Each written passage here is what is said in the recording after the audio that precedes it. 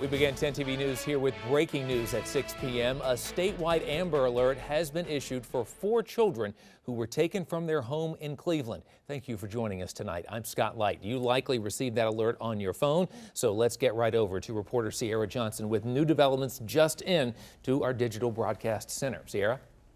Yes, Scott, they are in the process of being evaluated, and Cleveland news stations are reporting the kids have just been found. They were thought to be with their mother, 23-year-old Brianna Harris. The children range in ages from 2 to 7 years old. One of them has critical needs. Police say the mother has bipolar disorder and is schizophrenic and is off of her medication. But again, we are getting reports that the kids have been found safely. We're working to get more information. We'll be sure to give you that information as it becomes available. Scott, back to you. Cierra, thanks very much. We're going to hear from him in just a bit. Let's do begin, though, with 10 TV's Cierra Johnson, who's looking at traffic and the impact there on a presidential visit. Cierra? Good evening. Yes, we are just hours away from that presidential visit from President Donald Trump to Delaware County. And for many in this area, the top concern is traffic, both before and after the event. Now, I have reached out to a spokeswoman for the Delaware County Sheriff's Office to get a sense of what drivers can expect in the hours before the president is expected to begin. Now, in terms of road closures, that Delaware County spokeswoman says there will be no road closures. She said road closures typically indicate detours, and in this case, there will be no detours, so in that case, no closures, just heavier than usual traffic. And she also did mention for drivers to be aware of a standstill of about 10 to 20 minutes when the presidential motorcade makes its way back to the high school. So again, that spokeswoman for the Delaware County Sheriff's Office urging anyone planning to be in the general vicinity of Olentangy Orange High School to give themselves a little bit of extra time. Traffic is slated to be heavier than normal. There will be no road closures, just heavy traffic, and also be prepared for that delay of about 10 to 20 minutes for that presidential motorcade. Secret Service telling us they are not disclosing the route or what time we can expect that motorcade. So if you're going to be in this area tomorrow, please be prepared for what's happening at the high school. We're live in Delaware County. Cierra Johnson, 10 TV News. We are just hours away from President Donald Trump making a stop here in Delaware County. And for many in this area, the top concern both before his visit and of course after is traffic. I have reached out to a spokeswoman for the Delaware County Sheriff's Office to get a sense of what drivers can expect in the hours before the president is expected to begin. In terms of road closures, that Delaware County spokeswoman says there will not be road closures prior to the Trump rally. She says for drivers to expect delays in the area and a standstill of traffic for 10 to 20 minutes when the presidential motorcade arrives. A neighbor we spoke with who lives just feet away from Olentangy Orange High School says he's anticipating heavy traffic both before and after the rally. People will park along the streets. For some of the bigger football games, you do have people that spill over into this neighborhood. So I expect there'll be people here lining up about 3 o'clock or probably before then. And for any updates regarding this presidential visit, you can visit our website, 10tv.com, or the 10TV app. In Delaware County, Cierra Johnson, 10TV News. Got folks here in Newark getting ready to welcome Vice President Mike Pence as he takes part in a Get Out the Vote rally in support of Troy Balderson in the Ohio 12th District congressional race. Now all is quiet in the heart of Newark, but come 11 a.m. Monday morning, the doors here at the historic Skylight will open, welcoming hundreds of guests to the free event slated to start at 1 p.m. Kind of cool, you know, him being here right in our town. I never thought something like that could happen. There'll probably be hundreds of people. All kinds of people, the cars, it'll probably be lined up with cars and everything. Newark police have not yet confirmed road closures for Monday's event, but have tweeted for the public to expect road closures, blockages, and slowdowns in the late afternoon. We will continue to bring you updates as they become available for the event being held here tomorrow. We're in downtown Newark. Cierra Johnson, 10 TV News. It's obviously upsetting to get continued complaints on the same individual over and over again. 44-year-old Corey Dewberry once again in hot water. Dewberry is currently on probation after facing more than 70 animal abuse charges for issues at a Fairfield County dog training facility. He had some animals seized from a Pickerington home house back in 2013, so he's not legally allowed to be in custody of these dogs. But investigators with Columbus Humane say several dog owners who trusted Dewberry to train their dogs recently filed complaints, alleging the former trainer neglected their dog or worse, was told their dog died while in his care, as stated here in this court affidavit. So after requesting a warrant, the agency raided Dewberry's Southwest Columbus home. In all, 7 dogs were taken. Investigators also found several dead chickens and a dead rabbit in Dewberry's freezer. The dogs were, most of them were housed in crates, several of which were very unsanitary, smelled strongly of urine. A couple of the dogs were underweight. Dewberry was arrested Wednesday during a probable cause hearing for having the animals, a violation of his probation from 2013. We stopped by Dewberry's Columbus home and no one answered. The goal now, working to get the animals seized from his home in good health, reuniting them with their owners, and working to ensure this doesn't happen again. But we definitely want to stay on top of individuals that are on probation, and it is our primary goal to make sure that these individuals are not allowed to get any more animals. In Columbus, Cierra Johnson, 10 TV News. Zerka Abid has immersed herself in this hilltop neighborhood. The Wedgwood apartments are often considered a hotbed for crime by the Columbus Police Department. But Zerka wants to change that image. Hilltop area has been affected by the drug dealing and trafficking and a lot of gun violence. She started here at a 59-building complex home, she says, to more than 2,000 kids. This neighborhood had 17 shootings and 7 homicides just last year, and that was alarming. To curtail violence, her community group, My Project USA, started the See Something, Say Something campaign, a movement to encourage neighbors to report crimes within the neighborhood without fear of retaliation. And we announced to everybody that if anybody is doing anything, we are going to check on that and we are going to report it. She says in the last year, the efforts of this group have proved successful, but more help is needed. Gunfire detection will help our law enforcement respond to incidents of gunfire. On Monday, Columbus Mayor Andrew Ginther introduced technology the city of Columbus plans to use to combat the problem. ShotSpotter uses technology designed to alert dispatchers of shots fired by locating the sound within 3 square miles, even telling police what kind of gun was used. Agencies that have adopted ShotSpotter technology have reported reductions in urban gunfire by up to 80%. Zerka says her group has already built a relationship with CPD, but any technology that further helps the mission of making this neighborhood safer is welcomed. What we are doing in this neighborhood here is crucial, and I think I would love that this will be replicated in other neighborhoods. In Columbus, Cierra Johnson, 10 TV News. 10 TV's Cierra Johnson spoke with a Bexley woman who traveled to Texas to help out in that whole process. For 16 years, Becky Guzman has worked as an attorney. She says something was telling her to take a chance and do something different. So she packed her bags and headed to Dilley, Texas, a town of a little more than 4,000, about an hour south of San Antonio. I got there Sunday night. They trained us for a few hours, and then it was Monday through Friday, 7 a.m. all the way until potentially 8 p.m. The training to help prepare her to meet with asylum seekers at a Texas detention center. Guzman and other attorneys, paralegals, and interpreters met one-on-one with women and their children before evaluations determined whether they had a strong enough, credible fear of returning to their country. It's a step that allows them to be released from a detention center and continue seeking asylum. So we had a mixture of women who hadn't been separated from their children and others who had just been reunited after 40, 50 plus days of separation. She says she helped those detained recount stories of why they left their countries, stories that would later be recalled in a hearing. She says the days were long and the stories heartbreaking. Despite the fact many families were reunited, they still faced a long road ahead. I knew I had to be strong. I knew that this was one of those moments where breaking down crying isn't going to help the person sitting across from me. She says in her week away, she met more than a dozen women, mainly from Central American countries. She says she's unsure of what happened in their cases, but the overall experience was eye-opening and life-changing. It's just pure luck that I have this life and I don't have that life, and that I'm able to raise my girls comfortably and safely here.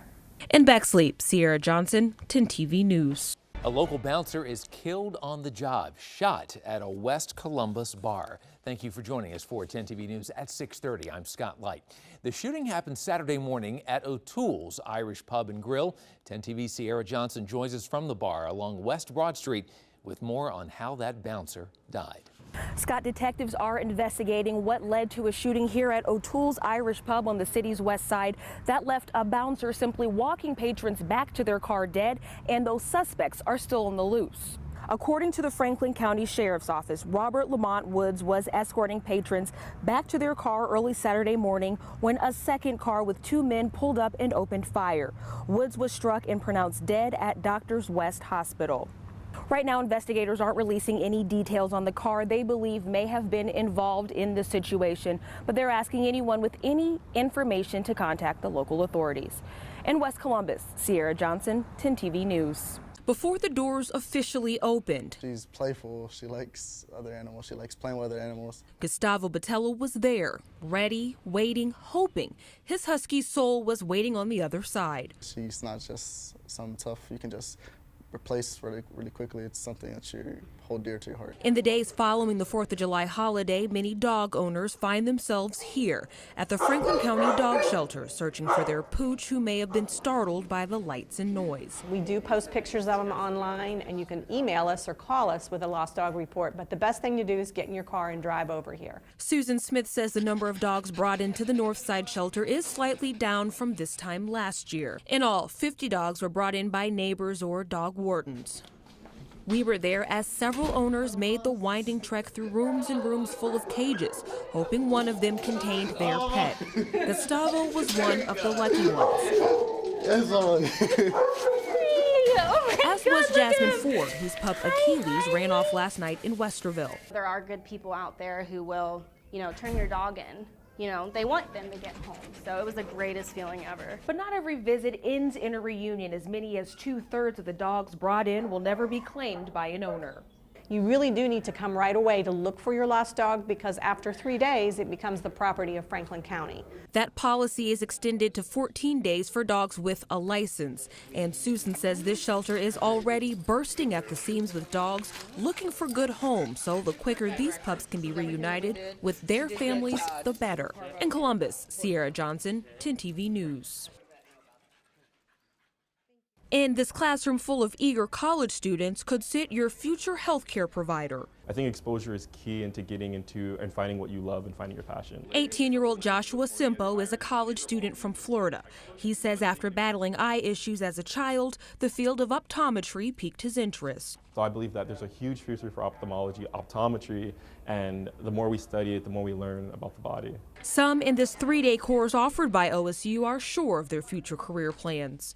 Others are still weighing their options, but every one of them is committed to increasing diversity within this medical field. Professors here at The Ohio State University say minorities make up just 2% of physicians practicing in the field of optometry. They say their goal with the iDoc program is to help high-achieving minority students see a future in the field of optometry. I am disappointed that our numbers are so low, but when I look at the students that we have in the iDoc program, I am so encouraged. Professor of optometry at OSU, Dr. Jacqueline Davis says in its 11th year, the Improving Diversity in Optometric Careers program, or iDoc, has offered exposure, hands-on activities, and exam observations to hundreds of students, many of whom decide to pursue optometry, some locally at Ohio State School of Optometry. Right now, maybe 20 to 30% of our population are minority folks, and so I'd love to be able to see in the medical profession at least that number of minorities within the health professions. A goal now in focus for this group of future healthcare providers. In Columbus, Cierra Johnson, 10 TV News. OSU's iDoc program is highly selective, too. Organizers say this year they received more than 200 applications just for 30 spots. Yolanda? Got folks here in Newark getting ready to welcome Vice President Mike Pence as he takes part in a Get Out the Vote rally in support of Troy Balderson in the Ohio 12th District congressional race. Now all is quiet in the heart of Newark, but come 11 a.m. Monday morning, the doors here at the historic Skylight will open, welcoming hundreds of guests to the free event slated to start at 1 p.m. Kind of cool, you know, him being here right in our town. I never thought something like that could happen. There'll probably be hundreds of people. All kinds of people, the cars, it'll probably be lined up with cars and everything. Newark police have not yet confirmed road closures for Monday's event, but have tweeted for the public to expect road closures, blockages, and slowdowns in the late afternoon. We will continue to bring you updates as they become available for the event being held here tomorrow. We're in downtown Newark. Cierra Johnson, 10 TV News. Right now on 10, we are talking about a lot of Swifties. They are counting down the minutes until superstar Taylor Swift takes the stage at Ohio Stadium. Thank you for joining us here for the news at 6. I'm Scott Light. Well, the doors have opened at the Shoe, and crowds are waiting in line to get in for the concert that begins in just about an hour or so, about 7 o'clock this evening. 10 TV Sierra Johnson joins us now live from the stadium where Taylor Swift Mania is officially on. Sierra? Hi, Scott. Yes, this has to be probably one of my favorite assignments. Take a look behind. Oh my gosh, there's so many people behind me. It's because the countdown is officially on. As you mentioned, we have about an hour before those opening acts take the stage. And there's a lot of smiling faces behind me. We have folks with their Taylor sweatshirts. We even have a Taylor head there in the distance, all for this huge concert. Now, there have been traffic issues. It took us a little bit of time to get in here, but it is organized traffic with a high number of kiddos coming out to this show. Some, of course, coming without mom and dad. They have to make sure that there's a smooth traffic pattern, and that includes some drop-off spots with some parent waiting areas. You can come to the shot to drop off your kids, and there's also a place where parents can kind of hang out inside while the show is going on. And, of course, safety, a top priority here. You can see behind this group of people, that is the line to check in. Keep in mind that the bag rule still does apply. Wristlets no larger than 5'8". And with that keeping in mind, we're going to ask one of these kiddos, okay, right here. What are you most excited for? Everything. Everything. How about you? Everything. Everything. It seems like the consensus is everyone is excited for everything. Of course, this is one of the largest concerts this venue has held. We mentioned yesterday there were about 80 semis that came in to help set up the stage alone. And of course, everyone is dressed up, ready for the performance. We even got some glitter over here. It's sure to be a great show. And of course, safety top concern. If you are dropping off a kiddo, there are some designated spots for that. We are live at Ohio Stadium welcoming Taylor Swift and some of her biggest fans. Scott, back to you. 80 tractor trailers. And by the way, OSU told us normally it's 20 of the big rigs for, say, a normal show, but 80 for Taylor Swift. Wow. 6:07 the time now, and today is the start of Pelotonia with the objective to fund life-saving cancer research. 10 TV Sierra Johnson is at the starting line now in downtown Columbus, and we want to check in on that event and everything that's happening today. Good morning, Sierra. Good morning, Karina. You can just take a look around me. Things are really starting to pick up.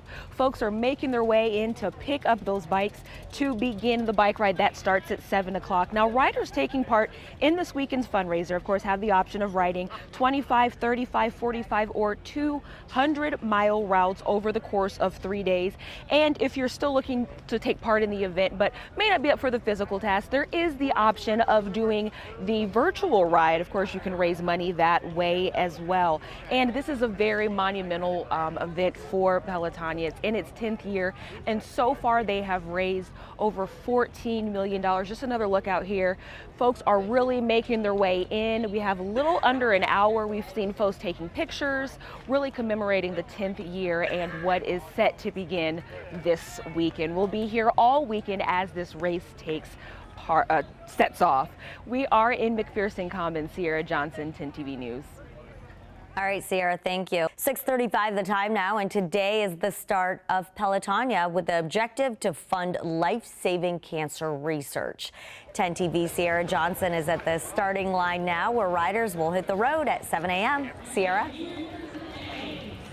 Good morning, Karina. Right now they are organizing these riders. We're about 30 minutes away from the start, but you can see there are thousands of bikers all riding for the same cause, raising money for cancer research. We've seen several organizations riding together. We've seen individuals, and a lot of people have who they're riding for on the back, which is really, really a special moment.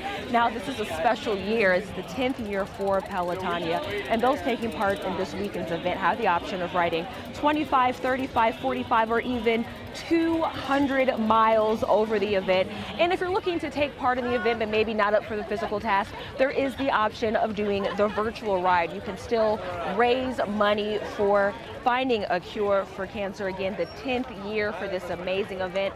The start of the race is at 7 o'clock. So again, folks making their way. Some have actually ridden the entire time. Others maybe their first time. But again, everyone riding for the same cause, finding a cure for cancer. There's a little bit of a lull, but there are more coming. We'll be out here all morning. We are live at McPherson Commons. Cierra Johnson, 10 TV News. Good luck to all those riders. Thanks, Cierra.